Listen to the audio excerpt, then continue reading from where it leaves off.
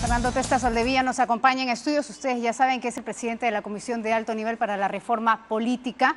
Y la verdad es que es tamaña tarea que tiene esta comisión, porque se trata del futuro del país en un 2018 en el que cayó un presidente, asumió otro, un reto muy importante para poder enfrentar el sistema jurídico del país, la caída del Consejo Nacional de la Magistratura, un referéndum.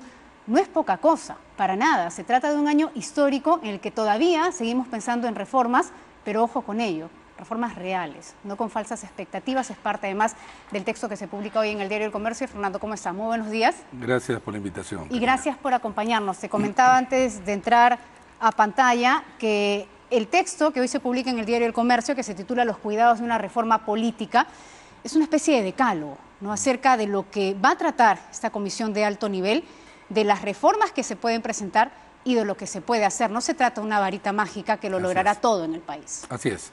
Bueno, el texto que publico efectivamente hoy en el Diario El Comercio tiene la idea de, y como se señala, tener ciertos cuidados, ¿no? Y uno de ellos son las expectativas.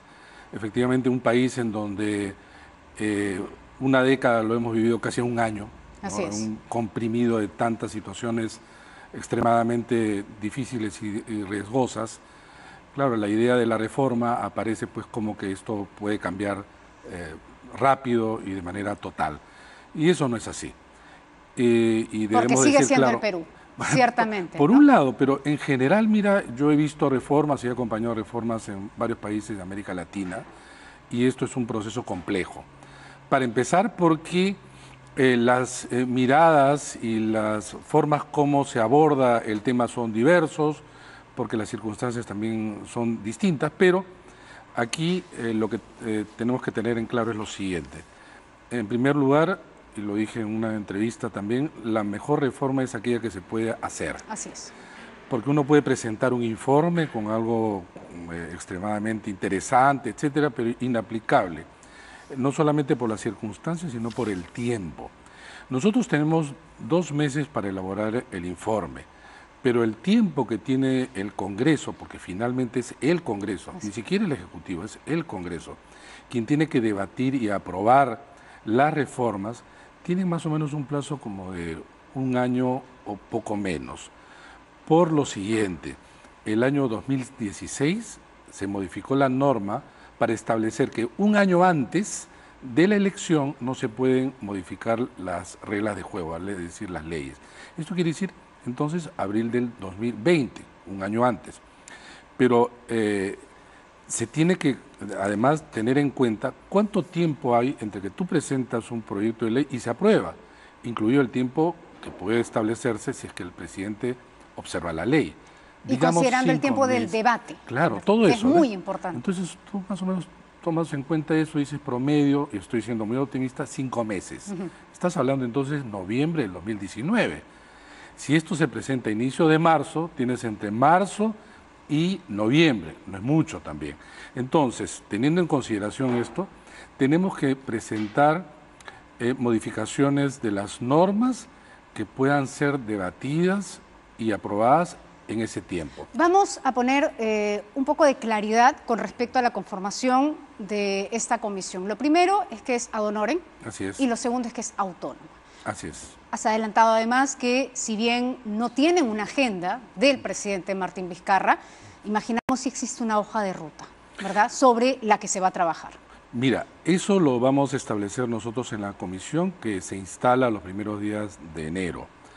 El presidente de la República ha tenido una opinión en relación a algunos temas que por los demás han sido temas del debate público de los últimos tiempos, ¿no?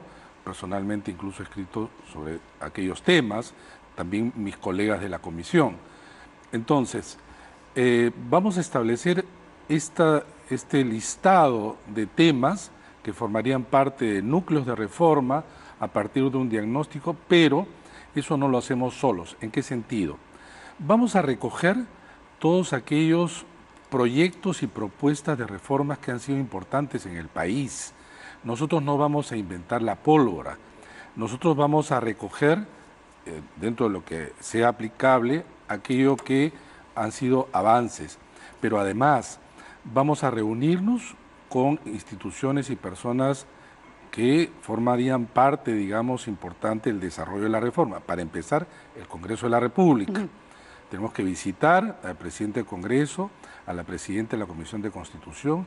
Es necesario hablar con los voceros de las bancadas.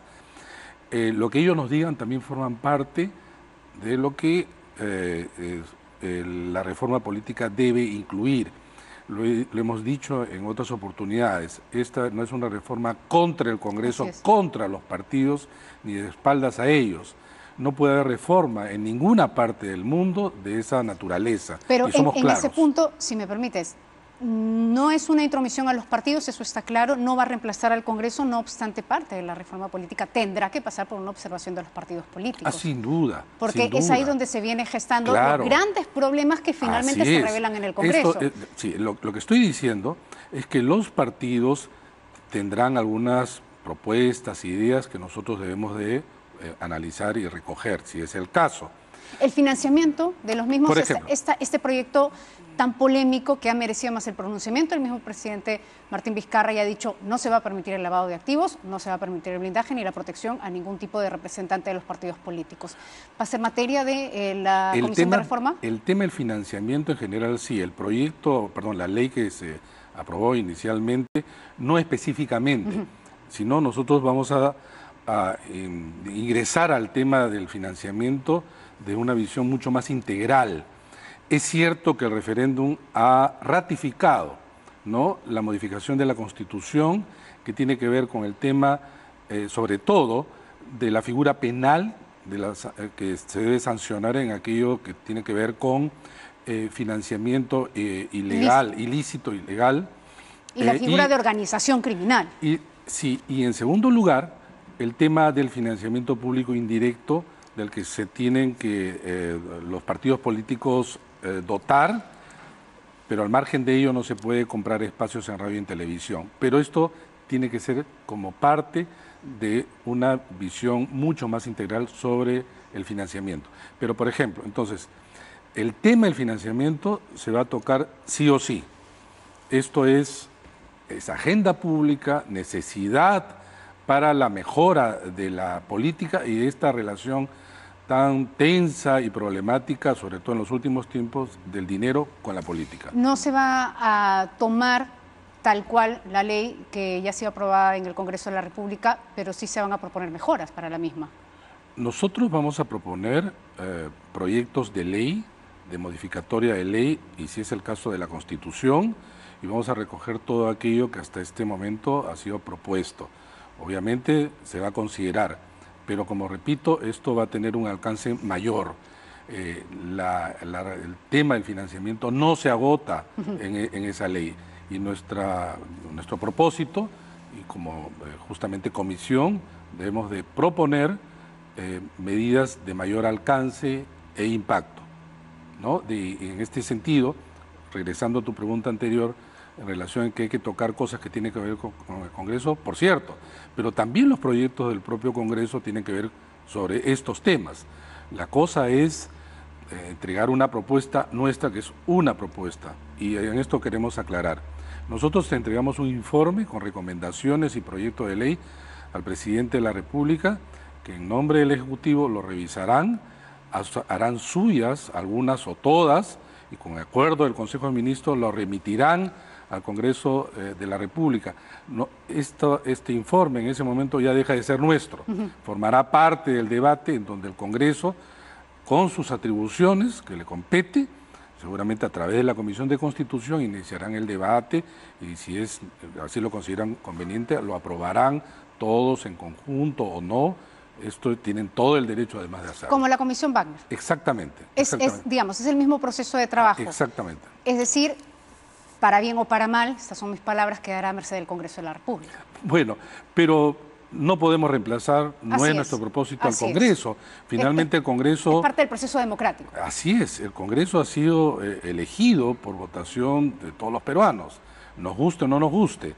Nosotros lo que estamos haciendo es colaborar desde nuestro conocimiento y experiencia sobre un tema importante y que esperemos llegue a buen puerto, ¿no? Uno de los puntos que recalco, en lo publicado hoy en el diario El Comercio, y lo colocas como segundo punto, no se puede atribuir a la reforma efectos que no necesariamente tiene, por lo que cuando estos no ocurren en el corto plazo se considera todo un fracaso. Aquí hay que hilar muy fino, lo hablábamos con respecto a las expectativas, con lo que se va presentando, pero también con no sé si la palabra son alianzas, en todo caso con la cercanía que se pueda tener con el Congreso de la República para ir trabajando también estos proyectos. Claro, nosotros por eso vamos a tener conversaciones, reuniones, repito, con el presidente del Congreso, vamos a solicitar una reunión con el presidente Daniel Salaverry, como la congresista Bartra en relación a la Comisión de Constitución, las demás bancadas, pero una vez recogido esto, nosotros tenemos que luego desarrollar esto de manera pues reservada. Y con respecto a los plazos, parte de las propuestas de esta reforma es también tomar en cuenta esos plazos, es decir, ser muy realista con respecto duda. a que hay cambios que no se pueden dar en un año, ni en lo que va de este gobierno, posiblemente. Claro, y en algunos casos las recomendaciones serían, en todo caso, miren, entregamos esto, pero es recomendable que se siga con estos otros pasos en adelante, ¿no? Porque efectivamente no se puede hacer. Pero además un punto importante, la reforma, así se apruebe todo, de por sí no cambia la realidad, por sí sola me refiero. Por ejemplo, tú no puedes entregar una función importante a una institución si no le das las capacidades de todo tipo, para empezar, presupuestales. Por ejemplo, te doy un caso concreto en este momento. Se le entrega a la OMPE la función de la supervisión de fondos de los partidos, pero además ahora con la supervisión de los candidatos. Se pasa más o menos de 180 expedientes a 16.000. 16.000. Y resulta que ahora en enero, que es donde empiezan a llegar los informes, se reduce el personal al personal, digamos, permanente, que está incapacitado. Ninguno lo podría hacer, abordar esta tamaña responsabilidad. Pero además es humana y técnicamente imposible. En ambos, efectivamente. Pero entonces, ahí requiere de dotar a la institución de. Así es. Entonces, pero esto no está en la ley, necesariamente en la ley. Esto es también ya parte del Ejecutivo. Tampoco es que el Ejecutivo entrega, digamos, y se deja de lado una parte importante de su participación. Y en ese sentido, la única reunión que hemos tenido de invitación por el presidente de la República, él fue claro en que esto efectivamente va a estar acompañado, digamos, con este apoyo y sinceramiento además. Porque luego viene el segundo tema que es muy recurrente en nuestro país. Muchas veces se hacen leyes que no se pueden cumplir y entonces terminas violando la ley. O sea, la ley termina incentivando su propia violación porque no se puede aplicar, ¿no? Entonces, en ese sentido vamos a ser sumamente claros. Probablemente no vamos a cubrir las expectativas de los maximalistas y probablemente los minimalistas creerán que estamos abordando cosas extremadamente irrealizables, ¿no? Pero creo que, como mucho, vamos a hacer casi el término medio, que por un lado puede aparecer como pragmático, pero también necesario por la responsabilidad de parte nuestra. ¿Quién no quisiera cambiar todo a la vez? Claro. ¿Quién, y de inmediato. Y de inmediato. ¿Y quién, con el equipo que hemos escrito, investigado sobre esto, quisiera tener esa oportunidad para decir hay que cambiar absolutamente todo, ¿no? Frenamos estas expectativas, digamos, también de nuestra parte tan grandes para ser realistas. Y en eso no queremos engañar a nadie. ¿Se tiene una experiencia similar a esta de convocar a una comisión de alto nivel para propuestas? Esta pregunta va en la línea de, ¿hay propuestas que se han dejado y no se han tomado a lo largo de los últimos años? Bueno, en el gobierno de transición de Valentín Paniagua hubo una comisión que efectivamente presentó una propuesta que no se aplicó, ni siquiera se desarrolló en algunos aspectos. Eso fue en el año 2001, en el año 2002. Dentro de la Comisión de Constitución, el congresista Henry Pease desarrolló todo un trabajo también de la reforma de la Constitución, hay toda una documentación. En el año 2012, el congresista Javier Díaz-Canseco también elaboró, bueno, ahí devino lamentablemente su muerte, pero se terminó el informe en 2012. En el 2011 y en el 2016, el Jurado Nacional de Elecciones y los organismos electorales presentaron el Código Electoral, y hace un año, un poco más, dirigida por la congresista Patricia Donaire, elaboró también esta propuesta de código. Entonces hay todo, digamos, una documentación valiosa que vamos a recoger, ¿no? ¿Qué fue ahí, voluntad política? Bueno, y entonces ahí es el otro punto, ¿no? Tiene que haber voluntad política. Sin voluntad política esto va a quedar como, digamos, un proyecto más, ¿no? Y ahí tiene que haber pues ya el desarrollo de los acuerdos entre el gobierno y el Congreso. Eso es fundamental.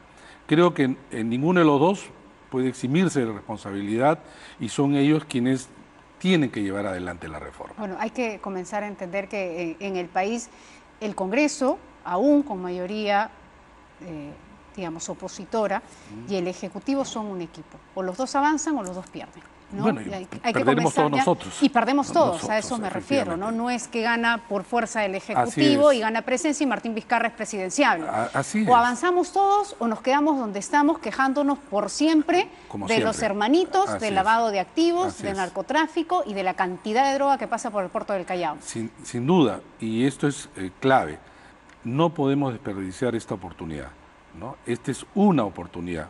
Las crisis también producen, aparte de estos efectos negativos y perversos, oportunidades. Esta es una, y está en manos, en primer lugar, claro, de la Comisión, pero también y sobre todo del Ejecutivo y del Congreso. Bueno, entiendo que la Comisión comienza a trabajar a partir de los primeros días del próximo año, ya no falta nada, es casi la próxima semana, francamente, y que de ahí en adelante mantendrán en reserva hasta la presentación oficial al Ejecutivo. La idea es esa, Karina. Bueno, mucha suerte. Muchas Esperamos gracias. Tenerlo de vuelta transcurridos estos 2 meses para conocer un poco más al detalle acerca de esta propuesta. Muy buenos días. Son las 9:02. Nos vamos de inmediato. Usted se queda con la jornada informativa de N Noticias.